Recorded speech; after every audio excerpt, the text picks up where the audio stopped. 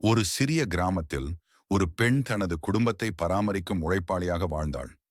அவள் இல்லாமல் அந்த குடும்பத்தில் எதுவும் நடக்காது. காலை முதல் இரவு வரை அவள் வேலை செய்தாள். ஒரு நாள் அந்த பெண் அவளுடைய சோம்பல் காரணமாக சிறிது நேரம் ஓய்வெடுக்க முடிவு செய்தாள். அப்போதுதான் அவளது அருகிலுள்ள ஒரு பழமையான மரத்துக்கு அருகில் ஒரு குழந்தை அமர்ந்து தவிக்கின்றதை கண்டாள். அந்த குழந்தை மிகவும் பசிக்காக வாடும் நிலையில் இருந்தது. பெண் தன் சோம்பலை மறந்து அந்த குழந்தைக்கு உணவு அளித்து அந்த குழந்தையின் பசியை தீர்க்கும் முயற்சியில் ஈடுபட்டாள். அவள் குழந்தையை பார்த்து யோசித்தாள், நான் என் சோம்பலை மறந்து பிறர் வாழ்க்கைக்கு உதவ வேண்டும் என்று. அவளுடைய எண்ணம் அவளது வாழ்வின் அடிப்படை தத்துவமாக மாறியது. பெண் எவ்வளவு கஷ்டப்பட்டாலும் மற்றவர்களுக்கான பரிவு நெஞ்சிலிருந்து தொடர்ந்தது.